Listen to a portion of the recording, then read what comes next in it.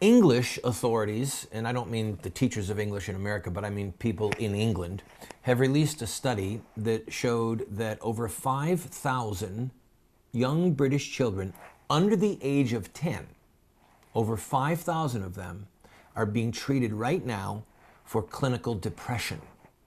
All right? The number is far higher in the United States of America, if my memory is correct from what I've read. But listen to these two quotes. Every day, we hear about the unprecedented toxic climate young people face in a 24/7 online culture where they can never switch off, where they experience constant assessments at school, bullying, sexualization, consumerism, and pressure to have the perfect body at a young age. This leads to thousands of young people, including children, suffering a range of mental health problems such as anxiety, extreme stress, and depression, as these statistics show. What was wrong with that statement? Every day we hear about, the unprecedented toxic climate young people face in a 24/7 culture where they can never switch off. Stop. Yes, they can. They don't have to have an iPad. They don't have to be forced to go to a public school where there's bullying and sexualization. I mean, if you think, for those of us that are, I went to public school. I remember a lot of bad things happening on the bus, for example. Some of you do. Some of you were in inner city schools or big schools where there was a lot of problems, where there was drugs, where there was bullying, where there was violence. I remember being terrified of certain people, getting jumped, getting beat up, being literally knocked out by a kid who took a huge candle sitting 3 feet away from me, threw it with all his might and hit me in the side of my head and knocked me out cold. I don't think that God, who made heaven and earth, ordained that our children be put in a situation where they have to face these problems. Are you hearing me?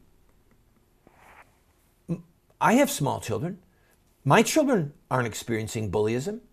They're not bullying. They're not experiencing sexualization. They're not experiencing consumerism, 24 constant online pressure to have the perfect body. They're not experiencing it. And they're not suffering from depression because of these horrific influences that are happening around them. And the reason is because we chose the sacrificial, difficult path of homeschooling. It ain't easy, okay? But our children are safer.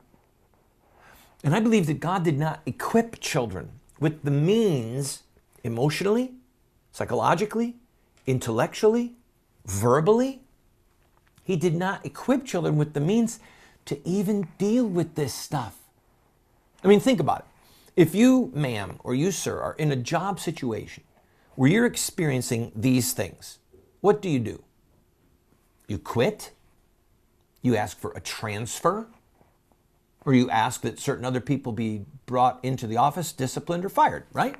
In other words, you don't just sit there and hover because you've got the tools, because you're an adult, okay? But you don't leave yourself in that situation week after week, month after month, year after year. You get out. But we put our kids in a situation from which there is no escape unless we provide the escape route. Because they're our kids. And of course, the answer for many of these so-called professionals, because they've got this horrible toxic thing going on around them and they're all depressed and they're nervous and they've got ADD and ADHD, is what? Give them drugs. Pump them full of drugs that God only knows what it will do to their psyche and to their body for the rest of their lives. I keep coming back to this because our children are the only precious, eternal thing that God gives us in this life except for our own souls.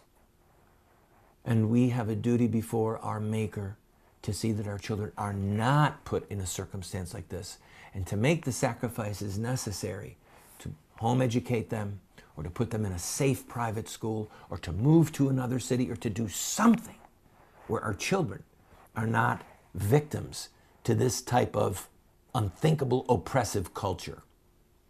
This is the voice of resistance, not acceptance.